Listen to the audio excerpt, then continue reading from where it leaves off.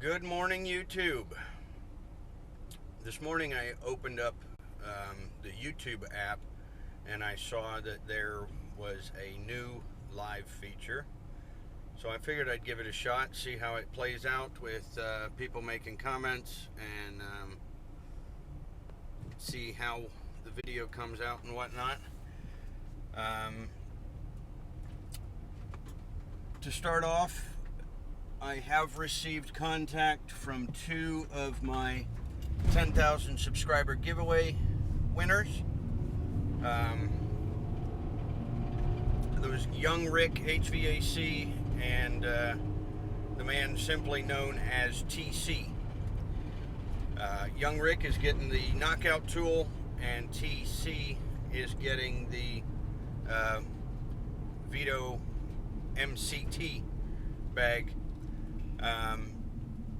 So I will be sending those off today if I can get a chance to get by the UPS store and see how quickly we can get those guys their new swag.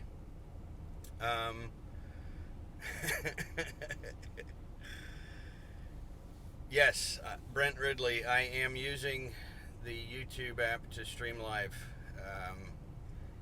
So far I'm liking it. It pops up comments in an easy to see window. So that's good. Audio off. Is it because I'm plugged in? I'm going to be ticked if. Can you hear me now?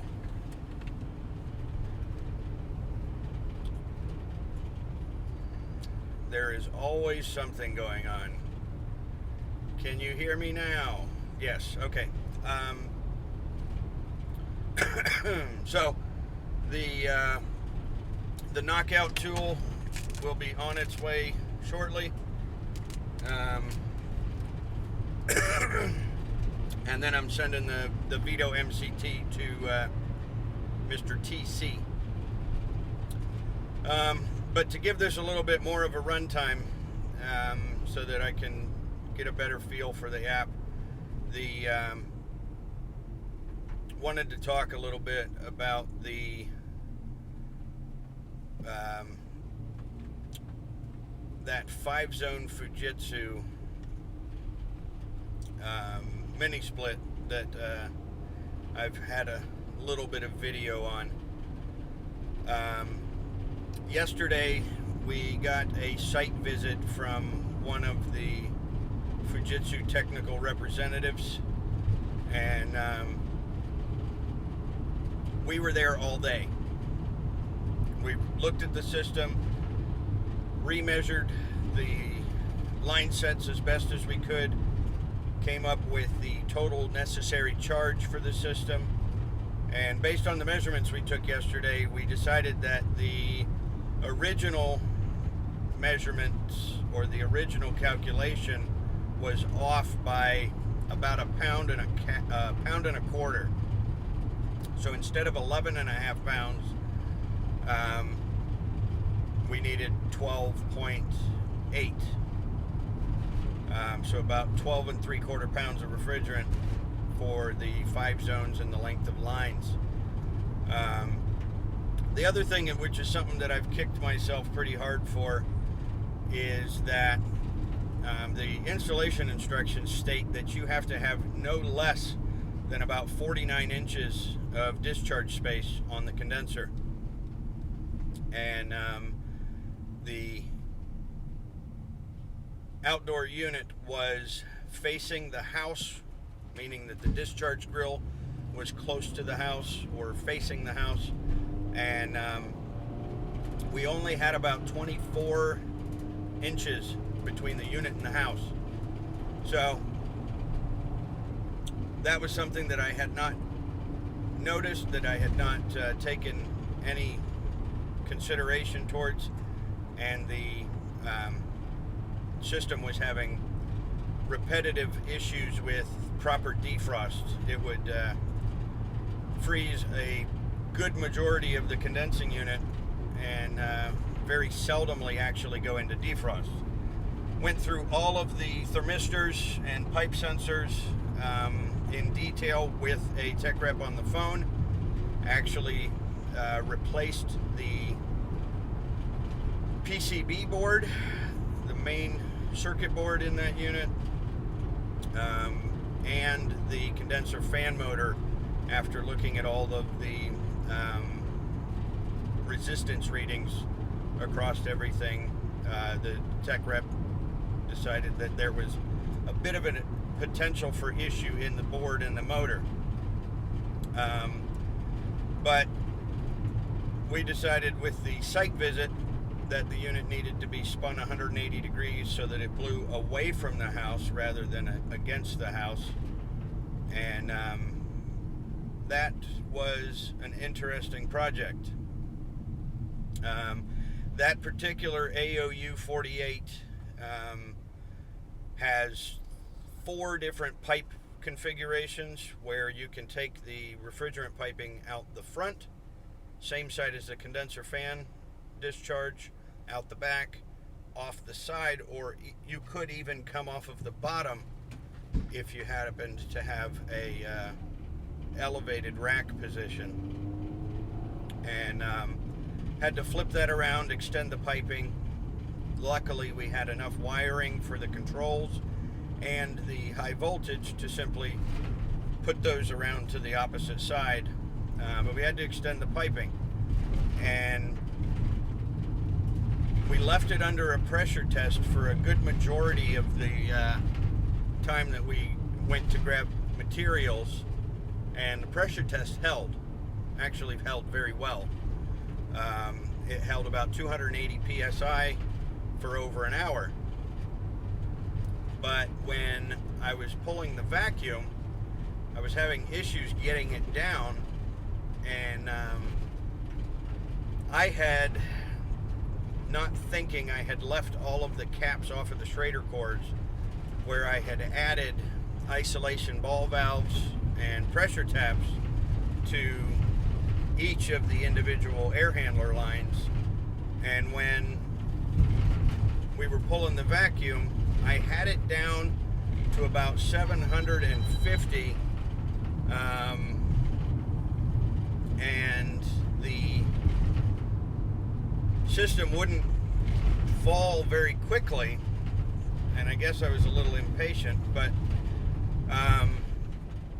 I closed the service valves on the condenser just to see what the vacuum would do on the lines and the air handlers only.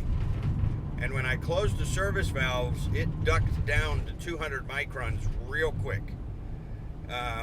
So chalked it up to oil in the compressor, off gassing, making it go a lot slower. But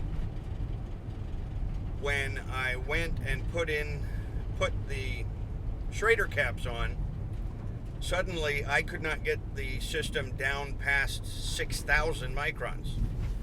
And I trust my equipment and I trust my pressure test, but when you go down to 200 microns at one point and the only thing you change is applying the Schrader caps, that kind of leads you to a decision as to why you may not be getting a good vacuum at this point. But it didn't immediately occur to me that I had put the caps on in the middle of the vacuum.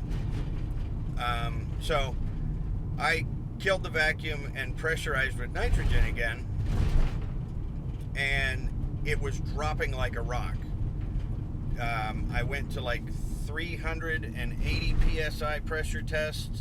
Maybe it was over 400 when I started, and actually pulling up to my my friendly R.E. Michael store, and the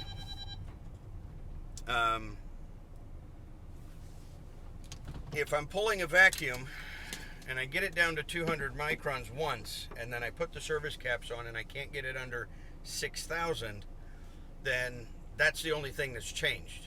So I pressure tested the system again, and it was falling very quickly. And so I went inside to see if I could hear or see anything, And I found that somehow or another, one of the O-rings in the cap had turned sideways, and when I had tightened it down on the Schrader, it had actually depressed it with the O-ring turned sideways.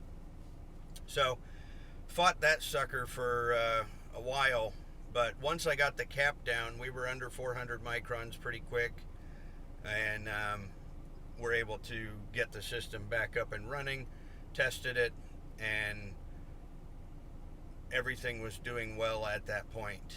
So the issue with this system is that the customer has replaced 6 air handlers out of the 5 and 1 additional coil. On the first coil that I had actually replaced, that I did a video on back a year and a half ago or something, but I would have really liked to get video of that particular job and that situation, but didn't want to encroach on the tech rep and the other rep that was there, and would have been actually nice to have a cameraman for that particular project. But anyway, that Fujitsu is, as at this point, cost the customer about $18,000 in problems and repairs, and the system is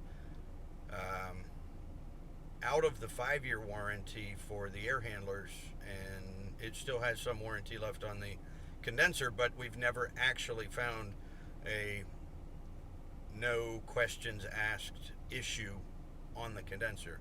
It's just been suspicious activity with the defrost issues as to why we changed the condenser fan and the PCB board. I guess it's not a PCB board, it's a PC board.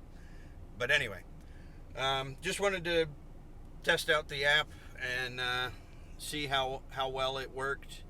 And I'm not seeing show live chat messages. What's this other button do? Oh, I can put filters on it. Ooh, I can make myself look all psychedelic and stuff. Oh, this one will be fun. You'll like this.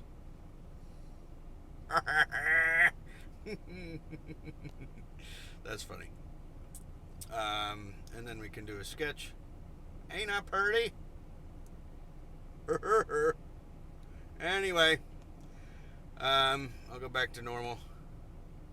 Thanks for watching, guys. Don't forget you can use my new TrueTech Tools coupon code, simply RARDON.